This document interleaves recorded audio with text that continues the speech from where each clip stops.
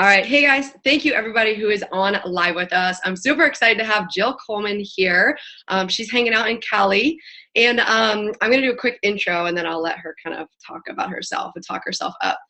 So the reason we're doing this interview is because we're on week 6 of the Better Method, and we've been talking about nutrition for the first 5 weeks, but now we are into training tough. And training tough is super important. I have Jill Coleman, expert here.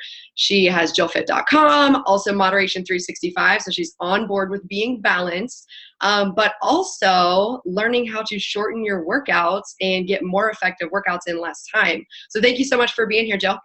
Yeah. Oh my gosh. My pleasure. I always love talking about this stuff and totally geeking out on it. So I'm ready.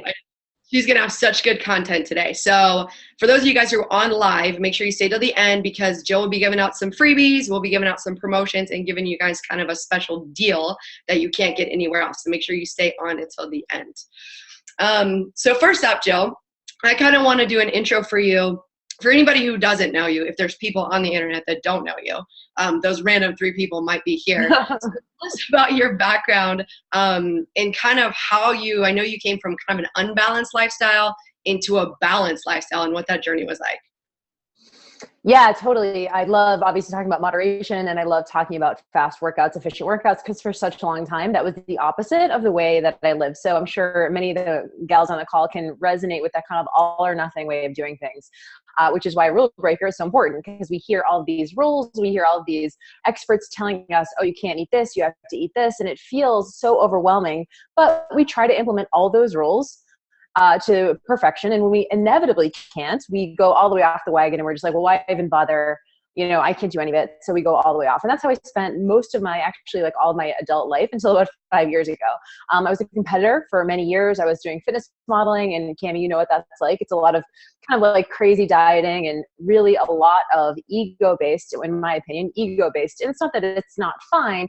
It's just my focus was always on the worthiness of my body. Was I lean enough? Was I fit enough? Was I worthy enough?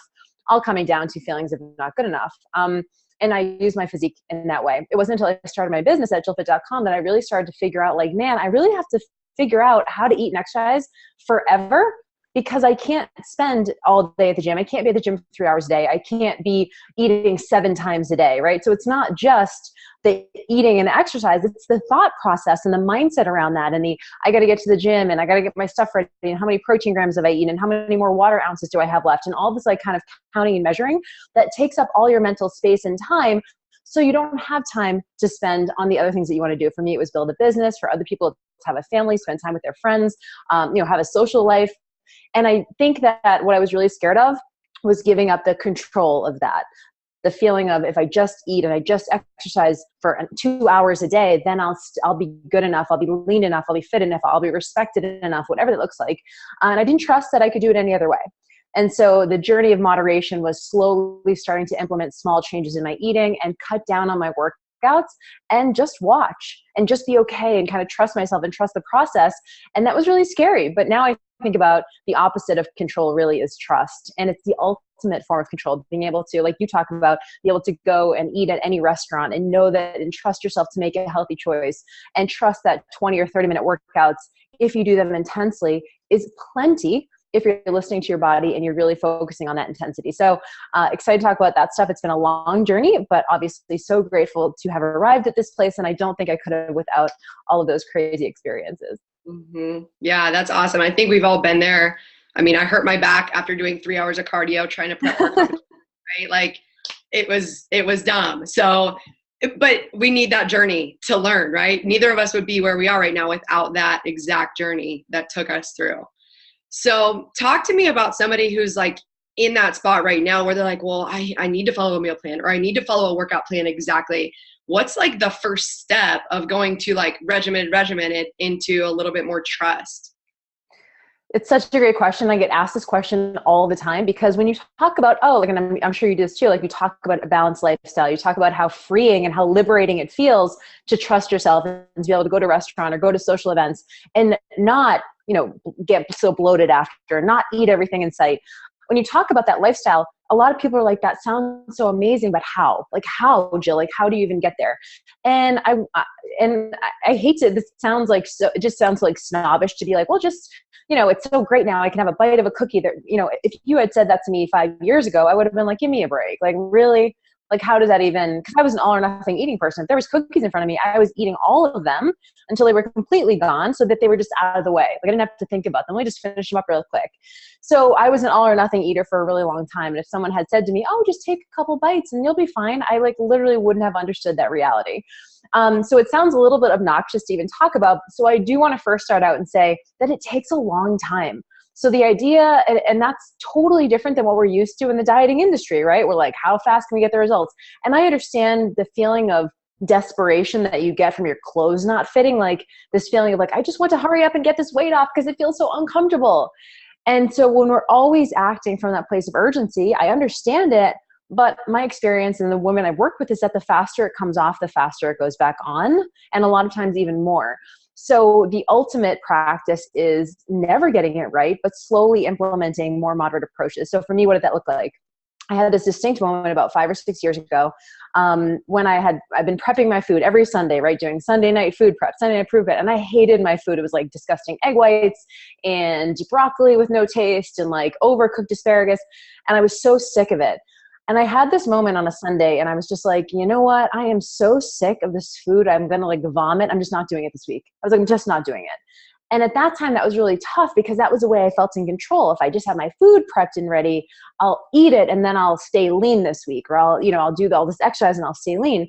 And I was at the point where I was like, you know what? I don't even care if I end up at McDonald's like 3 times a day. I'm so sick of this. I don't even care if I gain 50 pounds. I can't keep doing this anymore. So I had this like big aha moment. That was the first time that I felt like I didn't have control. I hadn't set myself up for success because I didn't prep my food. And to my pleasant surprise, I didn't gain 50 pounds that week. And having the experience of that, like just watching myself go through that and being able to eat things like protein bars and protein shakes and, you know, even take out salads, like things that before were like not allowed, right? I can't have too many protein bars. And like some days I just had like 3 protein bars, right? But if we're operating from a perfectionist mindset, like that's too many, that's too much processed food. But you know what? It was better than going to McDonald's, which was the only alternative I could see at that time. So, or wherever, falling off the wagon completely. So I started choosing these middle choices, like these more like moderate choices. And it felt really not comfortable because it felt not good enough. Because I wasn't on a plan. But over time, I started giving myself these little kind of what I call nutritional gimmies, like having a little bit of cheese on something and having some nuts, like things that weren't on a competition diet, fruit, right? Even these crazy things that are healthy foods, but we're like, it's not good enough. It's not good enough. So giving myself like, you know, having a couple of, you know, strips of bacon if I wanted them, and not having everything, but having something every day. And it started to take the edge off to where I felt like I didn't need to binge on the weekends anymore. So number one is a practice, get your mind right for the long haul. But I think there is a point at which you have to be so fed up with doing things the old way that you're totally fine, like just going all in and figuring it out on the fly and having the experience of, I can't tell you how important it was to have the experience of not having prepped my food and having not, the thing that I thought was going to happen didn't happen. And I would never have experienced that had I not trusted myself in that moment. Yes. I love all that you said. And it's not sexy. We always say it's not sexy to say like, own your experience, watch the process, go through it like messy and dirty and just not perfect. Right. But first I want to recognize anybody who's in the better method right now because they've owned it. They've said, okay, I'm done dieting and I want to learn, and we're just going to learn and we're just going to see what happens. And that's what they've been doing. So I totally honor them for being in this program and even saying, yeah, like I want to do this. I want to learn how to do this long-term, not like for 12 weeks and then go gain the weight back or whatever. So I totally agree with that. Now let's talk about exercise because so let's say people, maybe they're feeling good with their nutrition wise, but they still feel like I need to go to the gym and do an hour of cardio every day. And if I don't burn this amount of calories, they just feel this, like you said, they feel like they're not being perfect and they're not hitting their goal for that day. So how did you transition out of the, I need to go and lift for an hour and do cardio for an hour or whatever your plan said, right? How did you transition kind of that. Yeah. Yeah. It was actually very similar. And for me, I held on to exercise longer. So it wasn't until maybe about 3 years ago that I started really cutting down on my exercise. That was the thing that made me feel okay, right? If I had just done a certain amount of minutes, I don't know if you were a minutes person or a calorie person or whatever, I had to reach a certain number of minutes every day. And that was like my thing. As long as I got those, I don't know, it's like checking off a box or something, but it just makes you feel like, okay, I'm good today. It's so crazy to even think about now, but back in that mindset, it was like, okay, as long as I was doing like 2-3 hours of cardio a day, 3 times a day at the gym. And I was so scared of what would happen if I didn't do that. And I remember actually like crying to my husband at one point that like, I have to do 2 hours of cardio a day. Like, why do I have to do that? But I feel like so helpless to not do that. Like, I don't know, the idea of not doing that terrifies me. And looking back, it was a slow process. Again, same thing. So if I was doing 2 hours of cardio a day, I started cutting it down to like an hour and a half, right? And then I started cutting it down to an hour. And I would do that for like months, you know what I mean? Like months I would be at an hour a day. And then I would be at like 45 minutes a day for months. So it took me a really long time. And it wasn't until maybe about 2 years ago that I started doing like 20 and 30 minute workouts. And now I will never do anything over 30 minutes because I see that I'm able to make, again, that you need to have that show of evidence that the worst thing that you think is going to happen actually doesn't happen. That's how you start to trust. So I started to see like, okay, at an hour, I'm not gaining weight. Okay, at 45 minutes, I'm not gaining weight. Okay, at 30 minutes, I can even exercise more intensely because I know it's going to be over soon. And actually, I started to get better results over the last couple of years because our workouts are so short that they're more intense. Think about it. You're going to the gym for 2 hours. Like, how intense can it actually be, right? You have moments of intensity. For the most part, you're in this kind of steady state, and that's fine, but that's not going to change your physique. It's burning calories, but it doesn't change your body at all. So for me, it was always it's been about maximizing my time. And that always comes down to intensity. So literally I did like a 3.5 minute workout last week. I only had 10 minutes at the gym and I was like, all right, I'm going to sprint for 20 seconds. I'm going to rest for 30 seconds. I'm going to do that 10 times. And that ends up being 3.5 minutes of exercise total. That's awesome. That's phenomenal. So, and I love that too, because I catch myself doing that sometimes where I'm like, I don't have an hour. I don't have 30 minutes, but Jill just said you can do a 3.5 minute workout. So you can. Yeah. And it's not like you're going to be like losing a whole bunch of weight. Like, first of all, just so everyone knows, like exercise is not a great weight loss tool. Like, it's just not, because you always have to do more and you have to do more. And they've actually shown in research that the amount it takes for you to lose becomes the minimal amount that you need to keep doing to maintain. So people who run year after year, if they're doing an hour of running, the next year they'll have to do an hour and 10 minutes every day. And then the year after that, they're gonna have to do an hour and 20 minutes every day. And they don't lose more weight. That's just the amount that they need to do to maintain. So your body, your metabolism is like kind of like tires on a car, right? If you keep putting the mileage on them, they're going to get worn down. Your metabolism it's not benign. Putting those miles on your metabolism is not benign. So it stops responding as much. So in order to reset your metabolism and then kind of heal your metabolism, you have to change things up. You have to change up the mode with which you exercise. You have to change up the intensity. You have to change up, weight training versus more cardio. So a lot of times I'll cycle in like sprint training and I'll just take a few weeks off from weights completely. Other times I do more bodybuilding type workouts. Other days more Metcons. Your body needs that kind of stuff to respond. If you just love cardio and you love doing longer workouts, do them, but realize that it's not a fat burning workout. It's just like more for fun. Yeah, I think people, and I don't know if this is true or not, but it might be true for some people. A lot of people are wearing Fitbits. A lot of people are using the calorie thing. And they're like, well, I burned this many calories in the workout.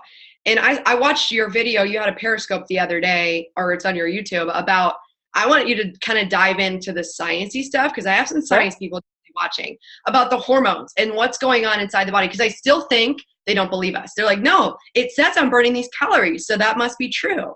But what's going on inside the body when you're doing all that cardio? Yeah, it's such a great question, because here's the thing: as a calorie, you probably are burning those amount of calories. So it's probably not accurate, but you are burning calories. So even if you're doing long duration, lower intensity exercise or moderate intensity, like aerobic type training or jogging, you're certainly burning calories. And I would never say that any exercise is unhealthy. Like, sometimes people say like, oh my God, cardio will kill you. And that's like just wrong. Like, obviously cardio is great. But with my clients, what they want is they want to look different as a result of exercise. And what happens is, and this is a hormonal thing, so all exercise burns calories. But depending on the type of exercise that you do, you're going to get a different hormonal response. So what does that look like? And hormones, by the way, are things that control how hungry you are, how much you're craving, how your energy is, how your sleep is, how stressed you feel, what your mood is like, how your body looks versus someone who weight trains versus someone who does cardio.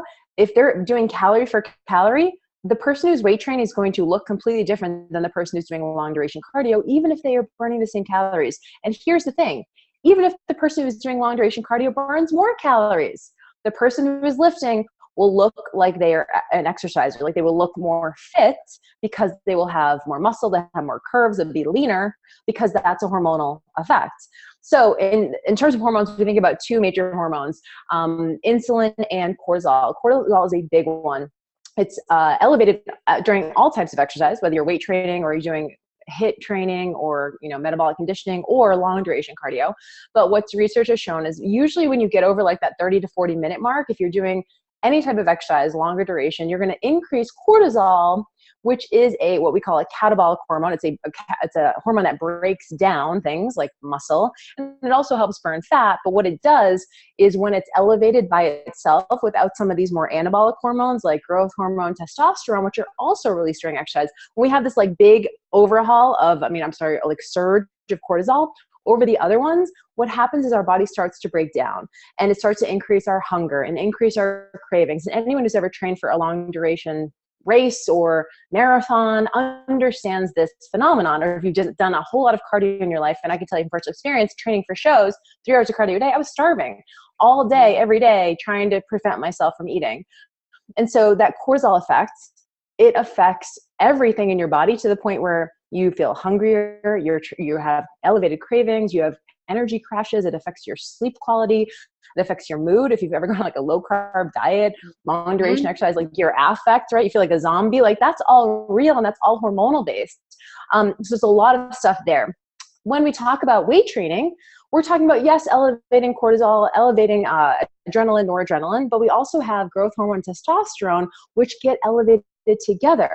And when these things are elevated together, it gives us a muscle building, fat burning effect. So someone who exercises intensely, look at a sprinter, look at weight trainer, look at a CrossFitter, right? You might not like that physique for you, but that's super elite fitness.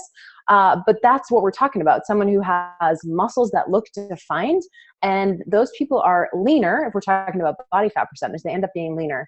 And people who, like, we take people who are sprinters versus marathon runners exercise for a lot longer and burn a whole bunch more calories, by the way, than someone who's sprinting, but sprinters will have a lower body fat percentage. Yeah. And my favorite part is the sprinters are done before the marathoners are done. That's the best part about this. See ya. Yeah.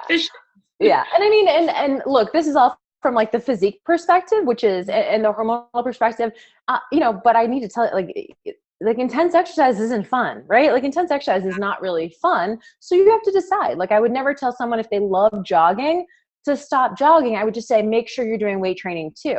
Because you can't just be all jogging. You can't be all aerobics all the time and expect for your physique to look any different.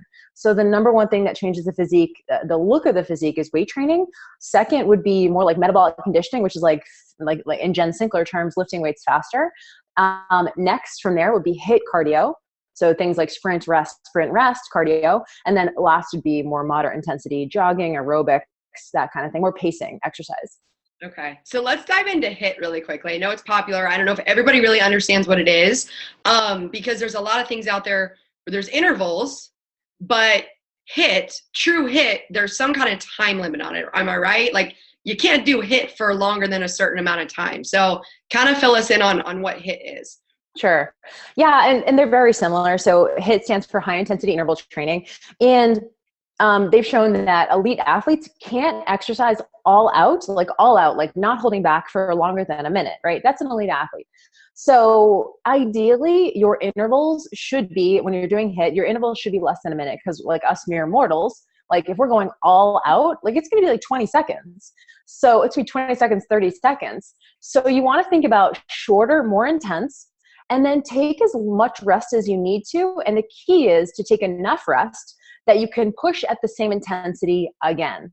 So if you are doing your interval and your pushing part is all the way up here and your resting part is all the way down here. You see a lot of people like jogging as their rest, and that's not true rest because think about it. If I'm jogging during my rest, now my rest is up here.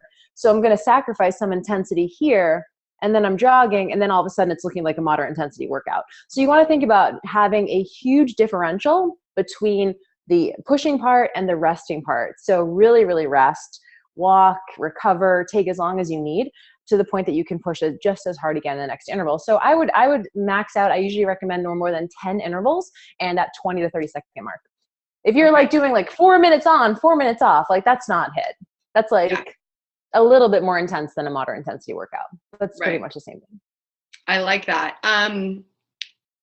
In regards to HIIT training, how often should somebody be doing HIIT training? Is that something they're doing every day, or are they mixing it in with their longer cardio? What do you advise? Well, I know that you talk a lot about sustainability. So number one consideration, you guys, for sure, is what you like. Like you have to on some level, like really like your exercise.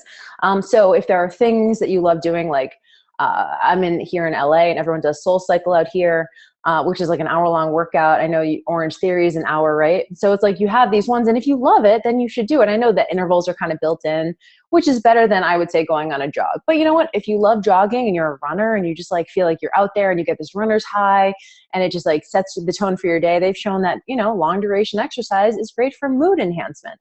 So if you love that, then I would still continue to do it, but let's get strategic about it. So if you love that kind of stuff, 1 to 2 times a week. 1 to 2 times a week, you're doing the longer intensity stuff. The long duration stuff. And if you were like, you know what, Jill, I can take it or leave it, then probably leave it and instead do things that are really, really low intensity, like leisure walking is one of my favorite ways to restore. We talked about that cortisol effect, right? So cortisol elevated during exercise, intense exercise and moderate. And then leisure walking, you're doing these like very low intensity yoga or restorative stretching, foam rolling, meditation, those kind of things help lower cortisol. So you want to have that high and that low so that you're toning the adrenals. It's a little bit sciencey, but you really want to make sure that you have both of those. So I would recommend, first of all, the things that you like a couple times a week. Next is most important is heavy weight training. So heavy weight training, I would recommend minimum twice a week. If you're just getting started, 1 upper body day, 1 lower body day. And when I say heavy, I mean like a 10 to 12 reps.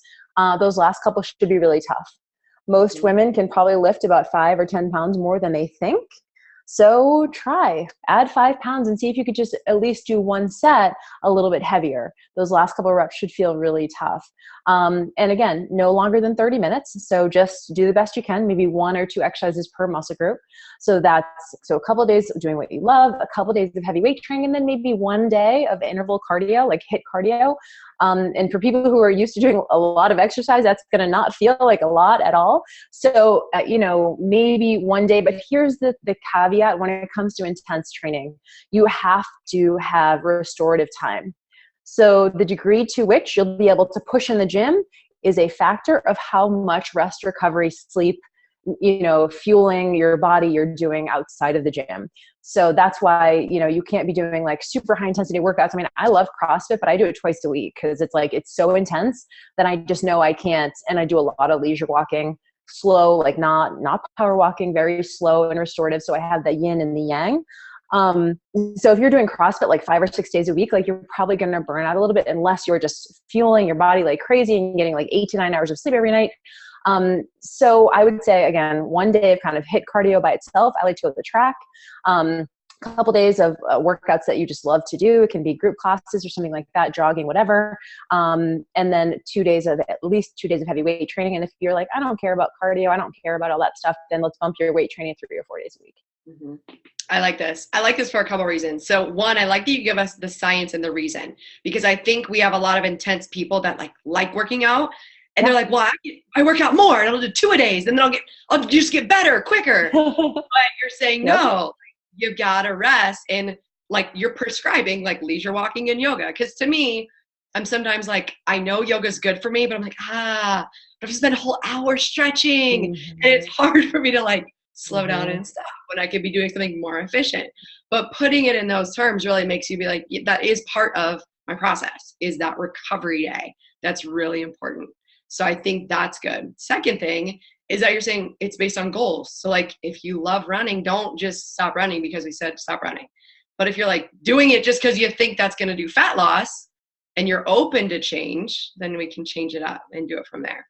So Totally. Well, you know, and the other thing about like what you said about the first part about what you're doing, what you love, is you have to you know, just don't kid yourself about what is going to help you get results. I think that's the key. Is for a long time, it's not going to be minutes. It's not going to be calories burned. It's going to be, if anything, it's going to be intensity. And also on the recovery stuff, like don't force yourself to do stuff that you hate. Like I don't really enjoy yoga and I'm the exact same as you. So the idea of like getting my stuff together and getting the mat and I got to go to a place and I got to get a punch card or like, I don't even know, like all these steps to go and take an hour-long class. Like I just won't do it. So for me, something that would be more restorative is like have a foam roller at my house. You can buy one online for like $20. And if I'm watching television at night or I'm just kind of like hanging out with my dog, like I'm going to get on the floor and just like literally foam roll for like 5 or 10 minutes. To me, that's going to be way more effective use of my time, and I'm going to feel more restored and my body's going to be recovering too. So don't force yourself. But if you love yoga, you love stretching, I think it's valuable, but just, you know, because what's more stressful? It's like more stressful for me to like force myself to do something. The whole point is to lower stress. Right. This is the most stressful yoga class I've ever been in.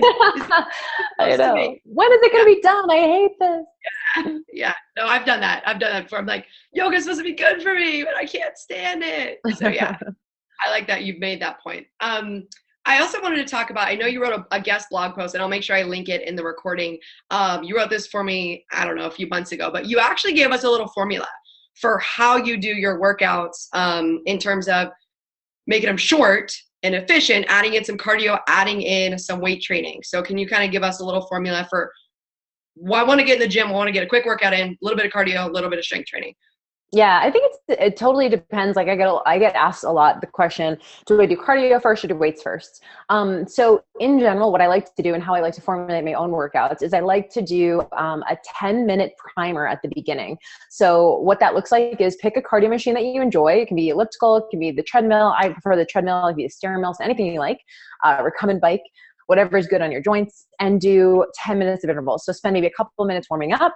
And then usually I do a 20 seconds on, 40-second rest. And I'll do that for up till 10 minutes. And it's what it does is it helps your body, like getting into a little bit of the science now, it helps your body with something called lipogenesis, which is the release of fat from the cells into the bloodstream so that it's ready to be burned, right? So we have fat that is stored. And what this primer does is it starts to pull the fat out and says, okay, your body needs fuel for exercise. So it starts releasing fat from the stores and puts it into the bloodstream so it can be burned during exercise. So that's the first piece, that 10 minutes of just like priming your body and getting ready for fat loss. Then I do 20 minutes of weights. So that's when I'm burning fat. That's the beta oxidation part. So there's a lipogenesis part, which is the release of fat. There's the beta oxidation, which is the burning of the fat. So the 20 minutes, usually I'll do 4 exercises for 4 rounds, and that takes about 20 minutes. 10 reps on each thing. Can be full body, can be just upper body, can be just lower body. That would be 3 days a week if you wanted to do 1 full body day, 1 lower body day, 1 upper body day. And then after that, if you have time at the gym, do a leisure walk. So add like 30 minutes of walking on the treadmill, and I'm literally talking at like 2.5 miles per hour, like very, very slowly. And what that does is it does help continue to burn fat and also recover that cortisol response. So if you have an hour, I would recommend doing 10, 20, 30. If you only have 30 minutes, just do the 10 and 20 and then try to do some restorative stuff later. Mm-hmm. Now, I have a question here too. Some people work out in the morning. Do you think it matters if you work out fasted without breakfast, or do you need to have breakfast? I think it totally doesn't matter. I think it's totally personal preference. I've had a lot of people say, you know, I heard you burn more fat if you don't, but I get lightheaded and stuff like that. You guys know your body, and you might have to play around with it a little bit. Like, isn't that the whole point of the rule breaker lifestyle? Is like no one gets to tell you what you have to do. Like, you figure it out. So you might have to practice a little bit. So as infuriating as it is, when you ask a question of like, what should I do, Cami? It's really like, I actually don't know what's going to be the answer for you. So let's try both. So give yourself a week and do fasted exercise. I like to do just coffee in the morning before my workout, and that works really well. And other people feel lightheaded. They get a headache when they exercise without food. So it's a blood sugar issue, right? So it's really about blood sugar. So I would start with a week of trying fasted and see if that makes you feel light and feels good and feel strong. But if you're sacrificing strength and you feel lightheaded and you feel dizzy, you feel nauseous, then you might have to have a little something. And what I usually recommend is a scoop of protein powder mixed with water. So like whey protein is one of the best things to have about 30 to 60 minutes before your workout. So 1 scoop of protein powder in water and just chug it down. So it keeps you feeling light, but it does give you the energy that you need for your workout. I love that. And it becomes fun, like to experiment with yourself. Like I just tried bulletproof coffee this week and I wanted to see like, how does that change my workout? How does it feel? And you're just like, oh, that feels different. And you start to just be like, okay, cool. That either works or that doesn't work. Not like failing. If you find out you can't work out fasted, then you found out like it's not going to work. So you probably I always say, I think exactly. And it's funny because I think so many of us think like we just want to know the answer when finding out the answer is actually the easiest thing on earth. So it's like permission. And that's why I'm so glad that you do this program, because I feel like so many of us need that permission. I wish I had felt that permission 6 years ago when I was like scouring the internet for like the right rules and let me just follow the right thing, even though I had never questioned any of it because I just felt like someone else knew and I didn't know. But how could anyone know my body better than I did? But I didn't feel that sense of power and that permission. So that's why I think it's so important. And like you said, so what? You find out and you're no worse off than you were. And you just kind of uncovered some things about yourself. And it's this ongoing kind of investigative process that's really powerful. You can use #expert on your Instagram now because you're an expert on your own body. Exactly. I think what happens, at least this happened with me, I picked my favorite fitness model and was like, she's kind of my height. And, I want to look like her. So I'm going to do what she does. Well, our metabolisms aren't the same. Our body type was not the same. But I just decided I was going to look at her meal plan and not eat apples because she didn't eat apples. That was, I know. So many of us do that. And I get it because I did it too when I first started. So I totally understand. And if you find yourself looking at it's so irresistible. If you find yourself looking at magazines, and I hate it, but it always is my favorite part, right? A day in the life of this fitness model or whatever. If you find yourself like going through that and being like, oh, maybe I should. And this is really important. Anytime you're going to change anything in the way that you eat, you have to ask yourself, like, the idea that like you're going to do a completely new thing than what you've been doing for the last year and expect that you're going to be able to do that forever is just really short-sighted, but we don't really know that. We expect that like, oh, I'll just change the way I eat and it'll be fine. But what you forget is that your body and your routine and your behaviors and your, all that stuff was used to eating this specific way. So if you have things in your meal that you enjoy or in your day that you enjoy, like don't get rid of those things. Some people just say like, oh my God, I have this protein shake that I just love and it's super thick and I eat it with a spoon and it's like the highlight of my eating day. Why would you ever give that up? Because you felt like, oh, I can't have protein bars. I had a friend of mine say to me a couple of weeks ago, she was like, I think I'm giving up coffee. And she I know this woman and she loves coffee and it's like her one vice.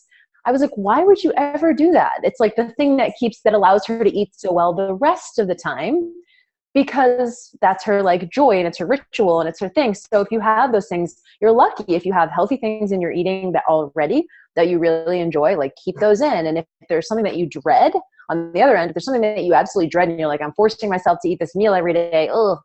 We got to just go back to the drawing board and figure something comparable out that you look forward to a little bit more. Mm-hmm. Yeah, I totally agree. And people in your life are going to notice if you take out coffee or if you take out chocolate or if you take out wine.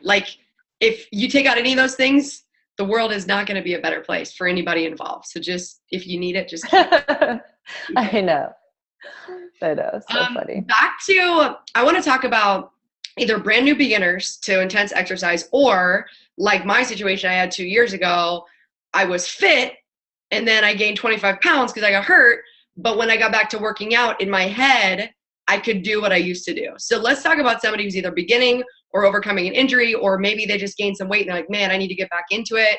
I know I need to be intense, but how do you start off being intense without hurting yourself or overdoing it? That is such a great question because I think we've all been there. We've all been in that place where we just really want to get back into it and we can't stand not being able to do what we once could do. First of all, we're all going to deal with that at some point, whether it's with an injury or we just are traveling or we're busy or whatever. But the key is to obviously like starting slowly, right? Like we talk a lot about that. Like we talk about starting slowly, because the goal, if it's sustainability, is we want to be able to get up and train the next day. So the worst thing you can do is like get yourself so sore to the point that like you can barely move, and the idea of exercising, and you have to take a whole nother week off. And then you do it again, right? Because you took a whole week off. So your body never gets used to not being sore. So I would always start a little bit lighter than what you really want to do. Like take that ego hit, like just take the ego like away and just be like, all right. Because here's the thing, there is muscle memory is very real, and your body will get back very quickly if you allow yourself to kind of have like a couple of weeks of just priming your body for those movement patterns again. You'll be able to get back up where you were like fairly quickly. I've seen it with my clients within like literally like 2 to 4 weeks. Like they're back at like their old thing.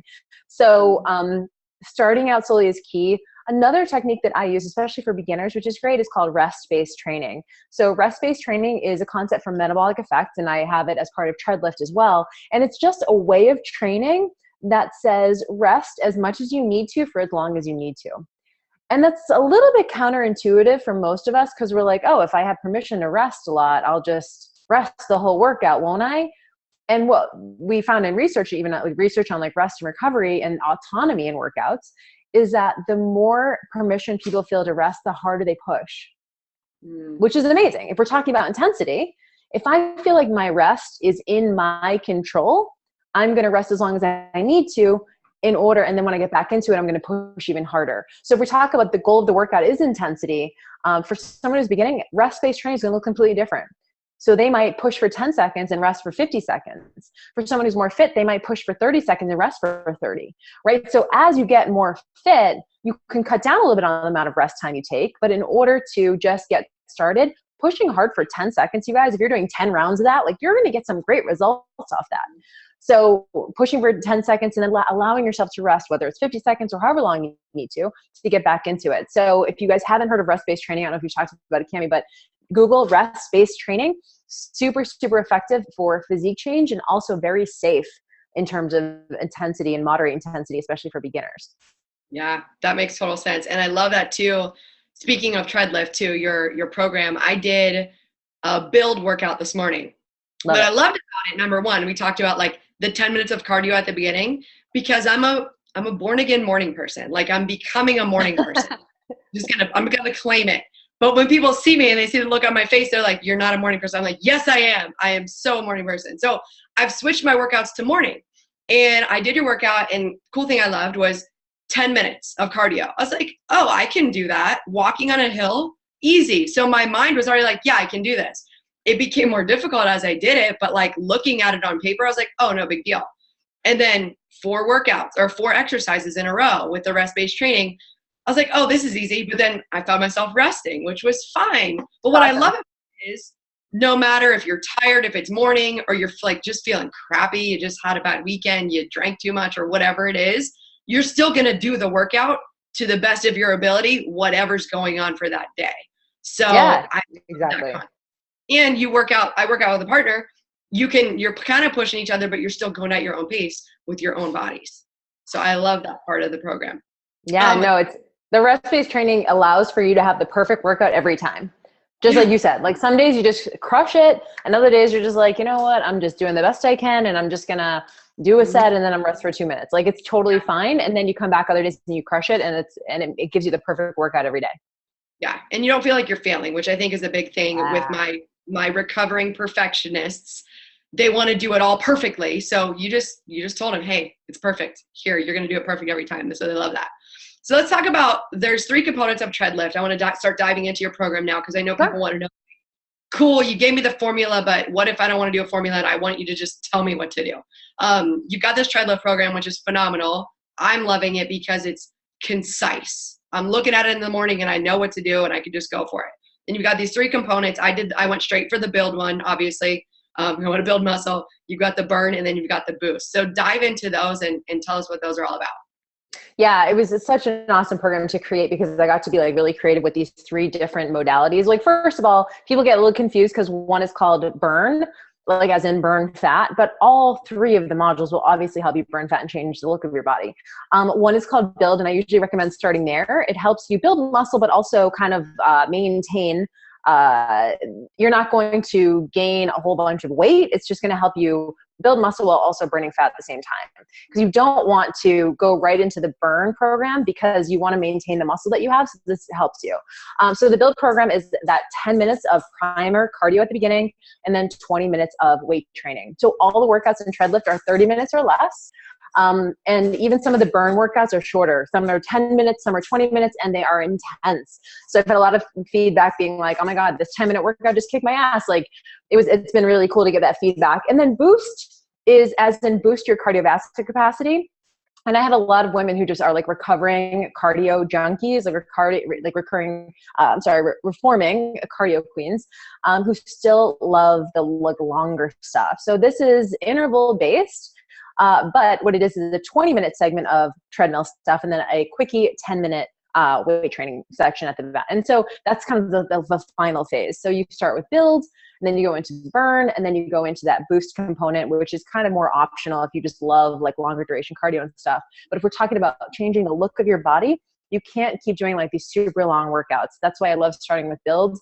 And the feedback that I've gotten so far on it is amazing. Like literally like one lady lost like 30 pounds in the first like 8 weeks. So yeah, I mean, and not everyone's going to get those kind of results, but when you do it consistently, and by the way, it's only 3 to 4 days a week. So it's not like it's going to, it's not like you have to be in the gym every day. It's literally starting out with 4 days a week of 30 minutes or less. And that's it. And I don't recommend anything else. So people are like, well, I have this and I have this. If you're doing treadlift, just start with that alone. And if you love other stuff, and that's fine, but don't do even more on top of it. Just take out one of the treadlift workouts. Mm-hmm. I love that. And I still think people are skeptical. They're like, yeah, right. This is some kind of like, no way can I only do something for 3 days or 4 days a week and get results. But that's what happens when you shorten your workouts, train tough, and make them intense. And it's science. Like if you want to geek out, go look it up, like talk about intense training and you're going to find that. So the reason I wanted to kind of bring this up now is because holidays are coming and travel is coming. Like, you know how it is when you travel, like there's just so many excuses that are going to start piling up.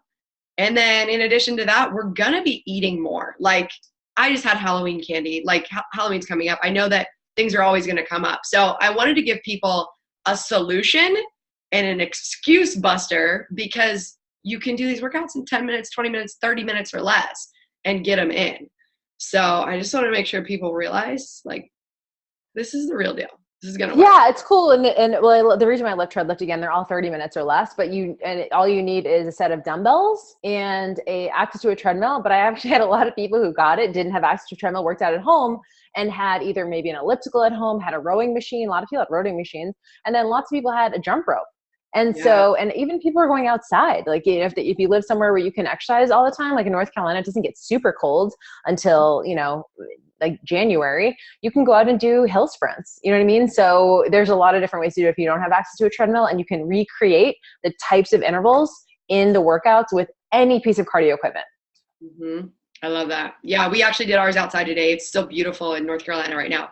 So we did ours outside. We were hill sprinting. And here's another trick that I use. Go where there's cars because they see you running and then you so I always do it where people can see me. I'm like, I'm running, everyone. I got my workout in. What you're doing. It's just better. It's just validating to know that they're driving to work and you're working out at the same time. It is. So here's the cool thing. So I want to talk about freebies too. So anybody who's on this live automatically is going to get your freebie. You've got a HIIT workout freebie, yes? Where do we get that?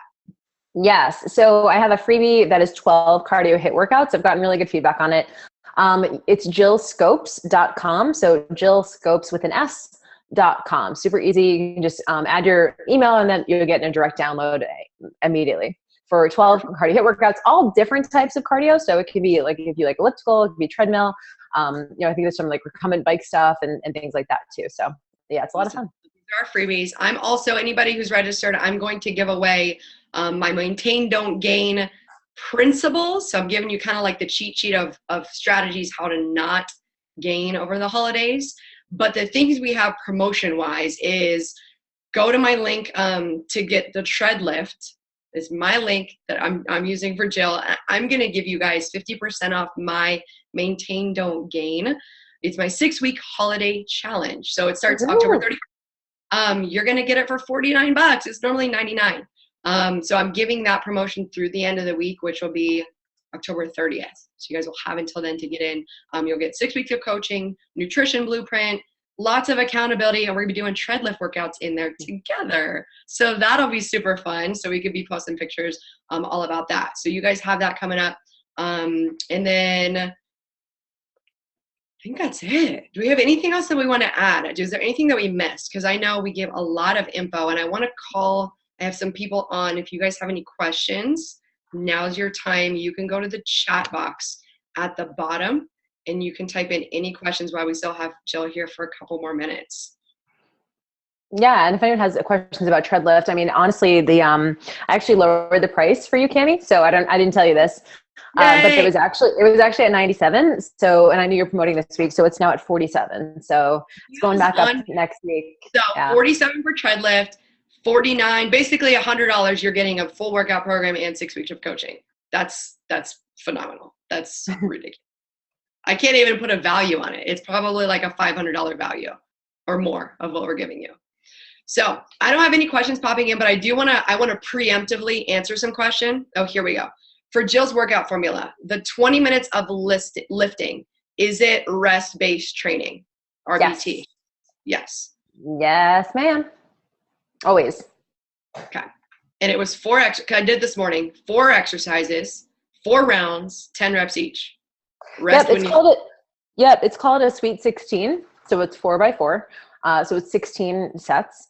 And it's always rest-based training. So what that would look like is if it's 10 reps and you get to rep number 7, you get to the point where you like literally can't get up the next rep, you rest, or you're just burning in the muscles and you need to rest, you rest, take as long as you need, and then you finish it up and you do the last 3.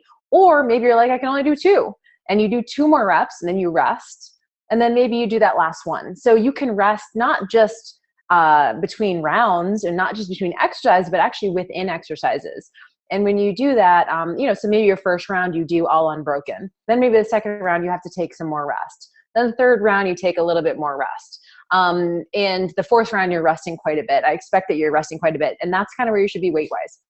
Okay. Well, and so this is a good point to make because this morning we did it and you said kind of like you should get it done in 20 minutes. If it takes you longer, reduce weight. If it takes you shorter, you need to increase the weight. We got ours done pretty quick. So we were just not going with heavy weights. I was like, I don't know what it's going to take. I think I was making an excuse. I'm like, I'm super tired. So I'm just going to go light. But I went way too light with the weights. And I was like, okay, we just did an extra round for that time. But next time we'll go heavier. Now I see I should go pretty heavy. Like I was like, oh, it's a circuit. I'll go lighter. But I should have definitely went heavier. It was that's good because then you have like the first experience, right? Like that's why you just have like that first workout that's kind of like gets your benchmark. And then from there, So if it's 15 minutes or less, it takes you 15 minutes or less, your weight's too light. If it takes you more than 25 minutes, your weight is too heavy. Yeah. I think that's perfect. One of our viewers is actually texting me saying 47 score. She's like so excited. That's awesome. Yep, totally. No, I actually lowered the price point this morning. So that's awesome. And I didn't even know. It was a gift. It was a gift to me, from you to me, to all of us together. And I want to just make sure I answer any other questions too. So we already answered, you don't need a gym membership. All you need is a couple sets of dumbbells, which you can get on Craigslist, or you can go to Target or Amazon, super cheap. Amazon Prime, get them to your house in 2 days. You don't even need workout equipment, a jump rope. You could essentially do this at home.